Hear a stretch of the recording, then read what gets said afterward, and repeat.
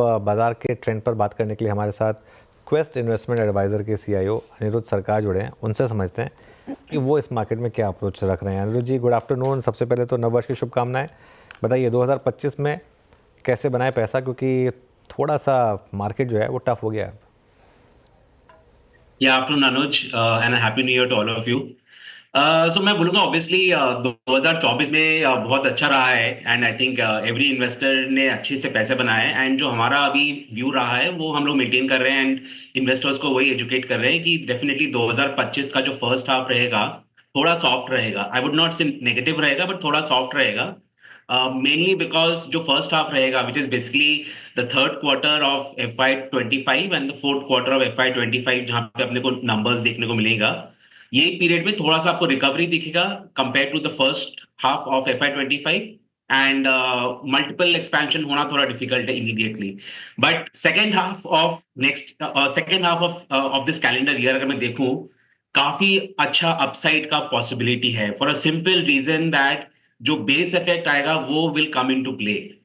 हमारा जो इस साल का जो first quarter and second quarter of FY25 था that was quite bad. So next year का जो first quarter and second quarter of FY26 होगा that will be much much better. तो वो जो बेस इफेक्ट का एक बड़ा प्ले है वो हमको देखने को मिलेगा 4 to 6 months from now. So hence, I'm not too concerned about 2025 overall, but yes, first half थोड़ा soft रहेगा and second half में you could see a decent recovery in the market. Okay अच्छा, मैं अर्निंग्स की बात करूं या फिर बाकी आने वाले 2 क्वार्टर्स पर अर्निंग्स कैसे अगर आप देखें शेप अप होंगी उसको लेकर बात करूं, उससे पहले मैं थोड़ा सा कमोडिटीज़ पर आपका व्यू चाहता हूं। इस साल के शुरुआत में ही जब डोनाल्ड ट्रंप की ताजपोशी हो जाएगी, कमोडिटीज़ पर आपका टेक क्या है? ये लीडरशिप क्या इम्पेक्ट डालेगी मेटल्स पे या फिर गोल्ड पे या फिर क्रूड पे? आज क्योंकि कमोडिटीज़ अच्छा कर रही हैं, आज क्रूड पे तेज़ी ONGC को ड्राइव कर रही है। मैं इसी पे इस चर्चा को शुरू करना चाह रहा था। एग्जैक्टली कमोडिटीज़ को आप कैसे प्लेस करेंगे 2025 के लिए, और क्या चीज़ करेंगे और क्या अवॉइड करेंगे? ठीक, कमोडिटीज एज सच डेफिनेटली हम लोग इन्वेस्टिंग के एंगल से हम लोग अवॉइड करते हैं, but yes commodities impacts all the sectors. मतलब अगर मैं कोई भी सेक्टर पिकअप कर लूँ, कमोडिटीज का उसमें इम्पैक्ट रहता है, वेदर इट इज मेटल्स जो यूज होता है अलग अलग इंडस्ट्रीज में या फिर the crude which is a raw material काफी सारे इंडस्ट्रीज में। तो मैं ब्रॉडली बोलूंगा कि with mister Trump coming back in power and with जो पूरा फोकस है उनका कि मेक इन अमेरिका एंड जो इम्पोर्ट टैरिफ्स वो डाल सकते हैं ऑन चाइना, हो सकता है it might not be a very clear picture कि कमोडिटीज कैसा मूव करेगा फॉर अ सिंपल रीजन कि कमोडिटीज गो अप जब भी चाइना में PMI बढ़ता है और चाइना का PMI is still not good, अभी भी अंडर प्रेशर है। तो जब तक चाइना का PMI इंप्रूव नहीं होगा, very unlikely for the commodities internationally to pick up. और वो PMI तभी इंप्रूव होगा when export from China goes up, because China is always a export oriented country. तो अगर वो एक्सपोर्ट ओरिएंटेड कंट्री है और एक्सपोर्ट पिकअप नहीं करेगा because of mister Trump putting tariffs, थोड़ा हो सकता है PMI might remain under pressure. तो it's not a very clear picture as of now, it's too early. On the side of oil मैं बोलूंगा कि अगर आप देखें लास्ट 3-4 महीने से mister Trump and Elon Musk उन दोनों का एक सिंपल वो रहा है कि we need to bring back oil and gas, and I think अगर आप देखें most recently also Mr. Trump has been saying that we need to invest in the capex of the new oil fields। तो हो सकता है ये oil production overall जो है it might be back into the mainstream, and जहां जहां capacities addition has not happened last 4-5 years, हो सकता है कैपेसिटी बिल्टअप हो। But again as I said that would lead to prices going down. दूसरे side में अगर America का GDP growth remain strong, that could be a good factor for oil also to move up. But then again, China and India are again the two main drivers of oil. So overall, it's not a very clear picture as of now, to be honest. But हाँ, मतलब उम्मीद तो है that overall the world GDP will be much better in this year compared to last year. Neeraj ji, Shreya बात कर रही हूँ। Good afternoon sir. 2024 में कई सारे थीम्स प्ले हुए, लेकिन बैंकिंग सेक्टर वीक ही रहा है। 2025 के लिहाज से मैं लार्ज बैंक्स पर आपका व्यू चाहती हूँ, स्पेशली HDFC बैंक्स जैसे काउंटर्स अगर आप देखेंगे Q3 अपडेट कुछ और ही बयां कर रहे हैं, और इसमें भी क्रेडिट डिपॉजिट रेशियो स्लिप हुआ है, और जिस तरीके से गिरावट अभी HDFC बैंक में देखने को मिल रही है, फिर से वीक होता जा रहा है। क्या व्यू रहेगा 2025 में लार्ज बैंक्स पर स्पेशली? तो बैंक्स पर हमारा view broadly has always been underweight. मैं बोलूंगा कि हमारा नेगेटिव व्यू नहीं है, बट हम लोग अंडरवेट है ऑन बैंक्स। एंड वो थोड़ा कॉन्ट्री है to most people on the street. In fact last 2 साल से हम लोग अंडरवेट है on banks. Having said that, मैं बोलूंगा कि जो ये बड़ा कंसर्न है in the private banks, one is the LDR ratio. वो एचडीएफसी बैंक का काफी इंप्रूव हुआ है। जो उनका पीक था 110, 111, 12, वहां से फॉर द फर्स्ट टाइम वो 100 के नीचे आया है। But part of it is also because उन्होंने अपना जो लैंडिंग बुक है वो they have sold a part of the lending book. मैं बोलूंगा that because of this LDR ratio का जो प्रेशर है, उस चलते उनका जो लैंडिंग ग्रोथ है वो नहीं हो रहा है। अगर आप देखें जो लैंडिंग ग्रोथ है, इट इज एक्सट्रीमली एक्सट्रीमली लो।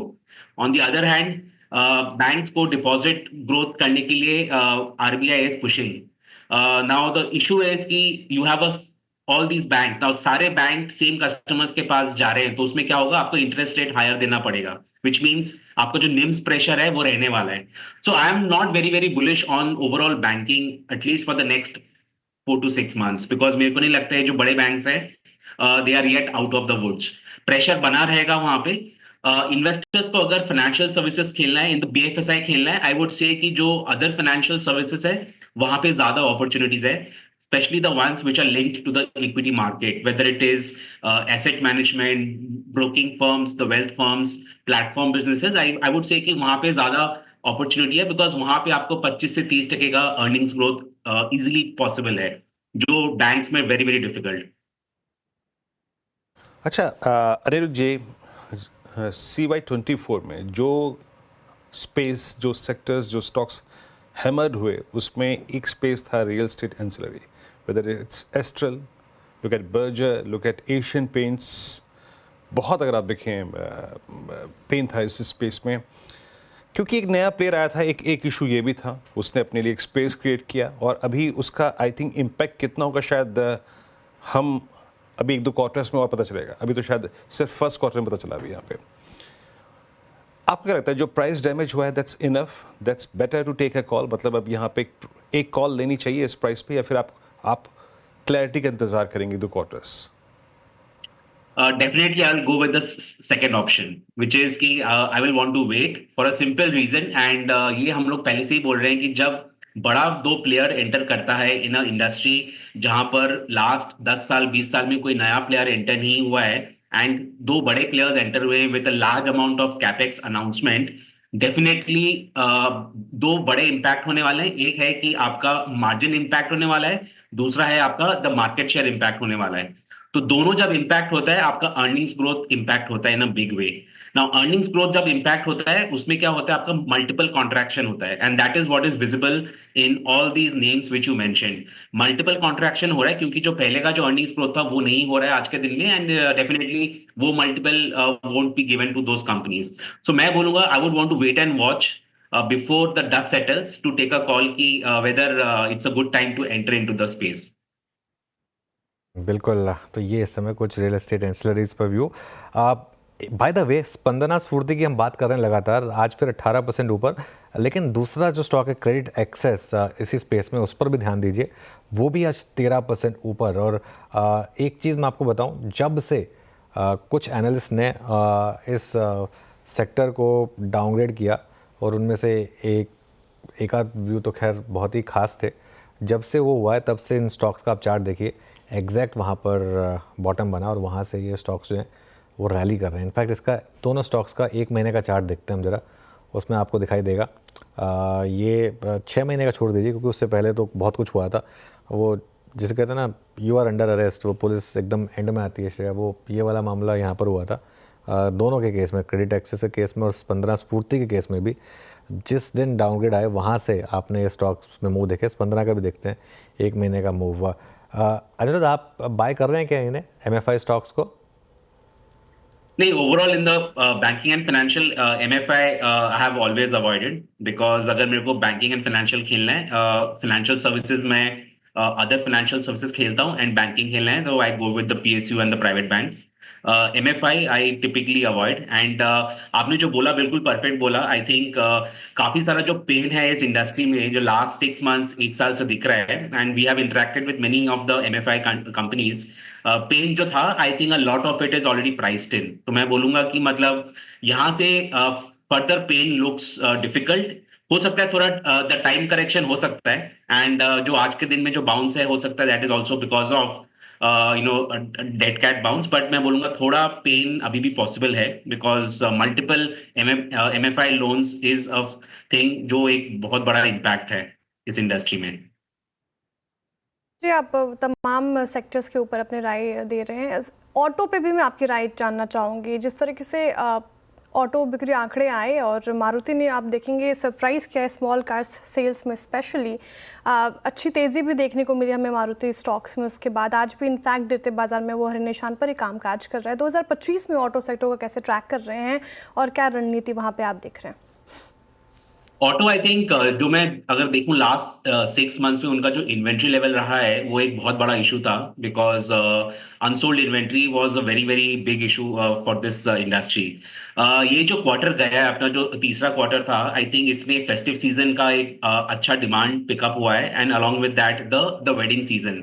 तो आज के दिन में जो इन्वेंट्री दिख रहा है वो रफली 1 से 2 महीने का इन्वेंट्री है, जो ऑलमोस्ट 4 to 5 months था in some companies at the peak. तो मैं बोलूंगा थोड़ा इन्वेंट्री लेवल करेक्शन हुआ है, बट हैविंग सेड दैट मैं बोलूंगा कि आई am not expecting beyond 4-5% kind of a growth for the auto industry इस साल। मतलब 4 to 5% अगर ऑटो इंडस्ट्री में ग्रोथ आता है 2025 में, I think that is a decent number. And historically auto industry हमेशा वो 5 से 8% के परसेंटेज ग्रोथ में ही होता है। With in that I think जिसमें ज्यादा ग्रोथ दिखेगा that will be the two wheeler space, because अगर हम लोग बेट कर रहे हैं कि द रूरल कंजम्पशन पिकअप होगा इस साल with a good monsoon, good harvest, better minimum support price and also government support and different rural projects, मैं बोलूंगा कि आपका जो टू व्हीलर का बिजनेस है वो ज्यादा अच्छा हो सकता है इस साल कंपेयर टू द 4 व्हीलर। बिल्कुल अनिरुद्ध जी, बहुत बहुत शुक्रिया आज हमारे साथ जुड़ने के लिए।